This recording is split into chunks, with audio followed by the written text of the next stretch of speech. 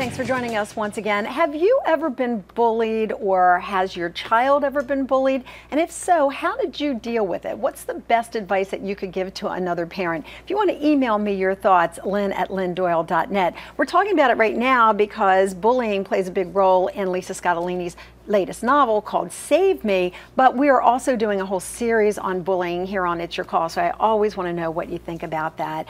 And Lisa was sharing with us not only some of the ideas that helped motivate her to write this book, but also her personal experience.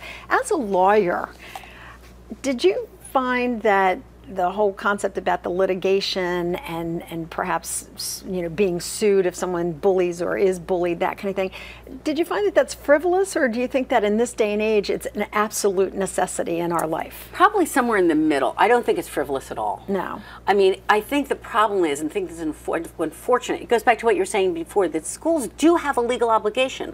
I mean, some of this conduct, you push a kid and he hits a wall, that's battery. Right. Like, and you shouldn't be immune from criminal prosecution because it happens in a school. It's antisocial behavior. It needs to be punished, and you know, all hell needs to rain down. I really do think that. Now, I know you're Philadelphian, right? And you know that Philly was at the center of a national debate when there was this video of these kids bullying a younger kid, and it was all captured on cell phone, and then the kid was literally hung up on a steel spike or a metal spike, and the police chief in the township decided he was going to arrest the kids that were responsible for the bullying. And we did a show on it. It was a huge debate whether or not that's the right answer. In your opinion, do you arrest these kids that bully so that you perhaps avoid a fatality? Imagine if that spike had gone through the kid. Oh, it's horrifying. Or are you saying, wait, now we're just taking childhood behavior and we're criminalizing? No, I think it's criminal behavior, whoever does it. Right. But I think the thing that I'm trying to look at in Save Me, and also that you're talking about, is where is the disconnect between law and justice?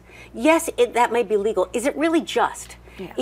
Can an 11-year-old really understand the implications of hanging somebody on a hook?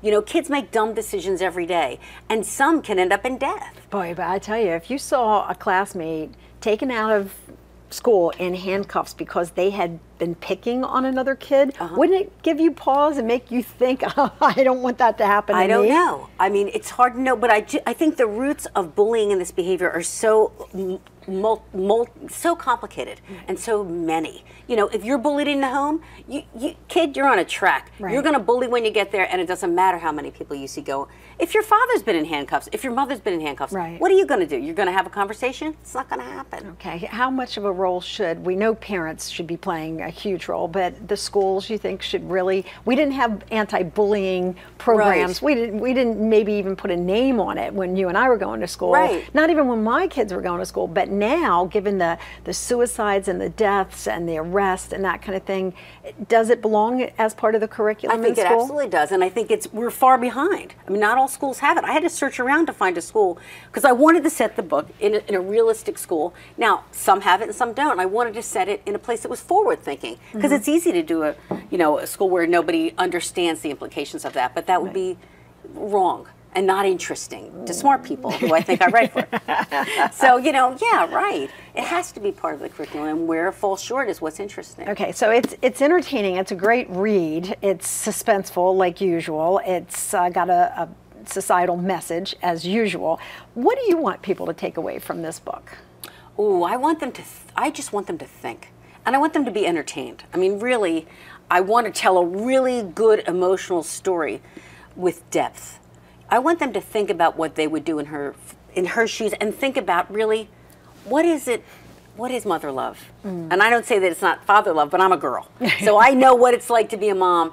And more I think about the depth of that relationship and how it doesn't end, and what are its limits, and when is too much mothering bad, and when is too little mothering good, and how does that all work?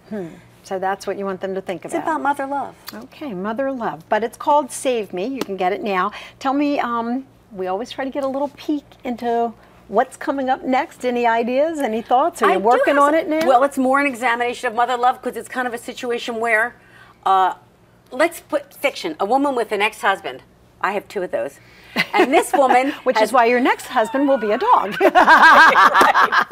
Right. Gee, what a great name for a book. They're cheaper. I've never done that. But basically what happens in that book is a woman's ex-stepdaughter finds out that her father was murdered and wants her ex-stepmother to help her. Can you have an ex-child?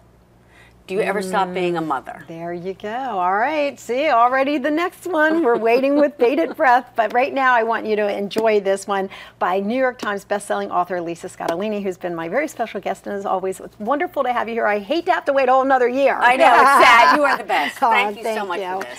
If you have a comment for me or for Lisa, email me at lynn@lynndoyle.net. We'll see you the next time.